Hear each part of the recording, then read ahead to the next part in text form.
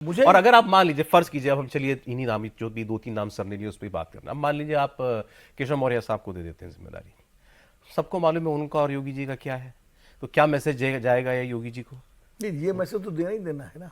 अच्छा, ये देना है, ये मैसेज तो योगी जी से ज्यादा उत्तर प्रदेश को भी देना है, योगी जी को भी देना है। ओ देखिए, उत्तर प्रदेश का जो पहली है भाजपा के लिए, वो सबसे बड़ी दुविधा वहां ये है कि योगी जी की अपनी एक लोकप्रियता हो गई है। उन्होंने जिस तरह काम किया है, तो उन्होंने अपनी एक लोकप्रियता अर्जित की। जब 2017 में बने थे, तब योगी जी सिर्फ गोरखपुर के सांसद थे, लेकिन आज योगी जी पूरे उत्तर प्रदेश के एक सर्वमान्य नेता के रूप में हैं।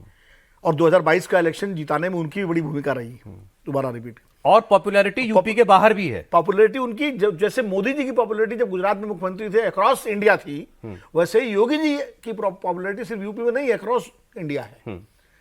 तो इसलिए योगी जी को बदलना बड़ा मुश्किल लग रहा है। अच्छा, न बदलने का नुकसान ये है कि जो पिछड़ा और दलित जो गया है बाहर बीजेपी के फोल्ड से, जिसको 2014 में और 2017 में एक अम्ब्रेला बना के अमित शाह जी ने अपनी रणनीति से और जातियों का पूरा समूह इकट्ठा करके उनको यादव, कुर्मी और उससे मौर्य और शाक्य से उन्होंने हिंदू बनाया था, पूरा अम्ब्रेला, वो बिखर गया। तो उसको लाने के लिए कुछ करना पड़ेगा। वो कैसे करेंगे? नहीं, तो क्या ये आप ये योगी जी को हटाने वाली बातें आपसे नहीं कब से चल रही हैं? मैं नहीं कर रहा हूँ, मतलब 22 से चल रही है। नहीं, मैं वैसे ही हाँ। पूछना चाह रहा हूँ। कई बार लोग हमसे कहते हैं तुम कुछ भी बात कर रहे, तो कुछ भी खबर चला रहे, तो योगी को कोई हटा सकता है क्या? कोई सवाल है क्या? तुम भी कैसी चर्चा पत्रकार लोग कर लेते हो आपस में? मैं सीरियसली पूछ रहा हूँ आपसे। आपने सुनी है कभी ये बात होती हुई कहीं सर्कल्स में कि नहीं?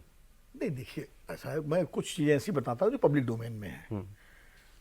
अपनी ही सरकार के खिलाफ 150 से ज्यादा विधायक विधानसभा में रात भर धरना देते हैं, अपनी सत्ताधारी। ये कभी सुना आपने? यूपी में हुआ विधानसभा में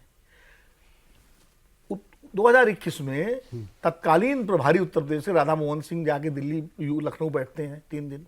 अरविंद कुमार शर्मा को भेजा जाता है यहां से इस्तीफा दिला के लखनऊ, और चर्चा होती है, खूब चर्चा होती है, हम सब करते हैं मीडिया अखबार में, कि उनको उप मुख्यमंत्री बनाया जाएगा, गृह विभाग दिया जाएगा, गोपन दिया जाएगा और अभी आसूचना दिया जाएगा, जो उनके जो सबसे महत्वपूर्ण विभाग है, नियुक्ति, अपॉइंटमेंट। योगी जी उनको उप मुख्यमंत्री तो छोड़ दीजिए, उनको मंत्री तक नहीं बनाते, वो खाली उपाध्यक्ष बन जाते हैं। 15 थे, उसमें 16वें नंबर पे आ जाते हैं। 3 डीजीपी उत्तर प्रदेश में एक्टिंग बनते हैं, फुल फ्लेज डीजीपी नहीं आता। चीफ सेक्रेटरी यहां से जाते हैं मिश्रा जी, उनको 4 या 5 एक्सटेंशन मिलते हैं। अब जाके एक मुकम्मल चीफ सेक्रेटरी आए, मनोज कुमार सिंह। तो ये जो चीजें हैं ना, ये क्या बताती हैं? ये बताती हैं कि आप सामने वाले को काम ही नहीं करने देना चाहते, मतलब कहीं ना कहीं रस्साकसी है, टकराव है। तो ये चीजें पब्लिक डोमेन में, इसके लिए हमको गूगल करने की जरूरत नहीं। मैं कह रहा हूं, अभी आप ही ने कहा और सब लोग मानते हैं कि योगी जी की एक लोकप्रियता है, योगी जी ने यूपी में जो काम किया उसकी वजह से। और हर आदमी ये नहीं है कि जैसे उन्होंने कहा सुपरमैन नहीं हो सकता, सभी कुछ अच्छा ही कर लेगा, कुछ कमी भी होगी यूपी में, बिल्कुल होगी। लेकिन एक आदमी अचानक से एसेट से लायबिलिटी तो नहीं बन जाएगा ना, क्योंकि एक चुनाव में आपकी 30 सीटें कम हो गई। उसमें फिर आकलन ये भी होगा ना कि वो जब 30 सीटें कम हुई, तो उस समय आपका फीडबैक लगातार क्या था? क्या योगी जी का फीडबैक ये था कि हम सीट हार रहे हैं, या योगी जी का फीडबैक भी वही था जो सेंटर का फीडबैक था? भाई, जब निर्णय होता है सीटों का, तो वो निर्णय तो सेंट्रल भाजपा के पास होती है, वो निर्णय तो स्टेट के पास नहीं होती। पर आप वो बैठ करके देखेंगे ना, फिर तो एक्सेल शीट एनालिसिस होगी। जिस कंपनी ने काम किया, जिस डेटा एजेंसी ने काम किया, उस डेटा एजेंसी का क्या फीडबैक था, क्या स्टेट की जो एजेंसीज थी और सेंट्रल की जो एजेंसीज थी, क्या उसमें अलाइनमेंट था? ये भी तो निष्पक्ष रूप से इसको देखा जाना चाहिए। दूसरी चीज मुझे ये लगता है कि आज हम पर्सनालिटीज पे तो बात कर सकते हैं। मैं एक बड़ा इंटरेस्टिंग डेटा मुझे आज पता चला, मैं ऐसे ही इलेक्शन कमीशन के का देख रही थी कि पूरे यूपी से आज अगर भारतीय जनता के पार्टी के पास अगर कोई एक महिला सांसद है, तो वो हेमा मालिनी जी है। आप बताइए, विश्व की सबसे बड़ी पॉलिटिकल पार्टी, 50% आबादी को लेकर के मोदी जी का क्या विजन है महिलाओं को लेकर के और महिला वोटर्स को लेकर के, ये अब जग विख्यात है। ये एक बहुत बड़ा, ये छोटे छोटे फैक्टर्स हैं जो सुनने में बहुत जो सुनने में बहुत छोटे फैक्टर्स लगते हैं, बट ये आपको बिहार और यूपी की राजनीति आपको समझना पड़ेगा।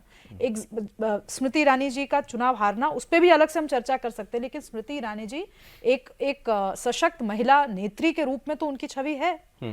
तो आपके पास ऐसी कितनी स्मृति ईरानी आपके पास और हैं?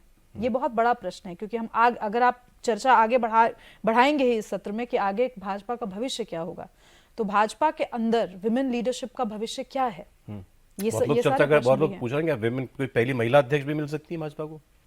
हाँ, बन सकती है। अभी तक तो नहीं बनी। सुषमा जी जब थी तो बहुत चर्चा थी सुषमा जी के बनने की, लेकिन नहीं बनी। अब क्यों नहीं बनी? जबकि सुषमा जी में सारी योग्यताएं थी भाजपा अध्यक्ष बनने की। उनकी स्वीकार्यता, उनकी भाषण शैली, संगठन के प्रति उनका पूरा वो जो है समर्पण, विचार, तो सब कुछ था, लेकिन नहीं बनी। ये आप अगर बन सकती हैं, लेकिन कौन हो सकता है वो नाम? नाम ही नहीं आ रहा था।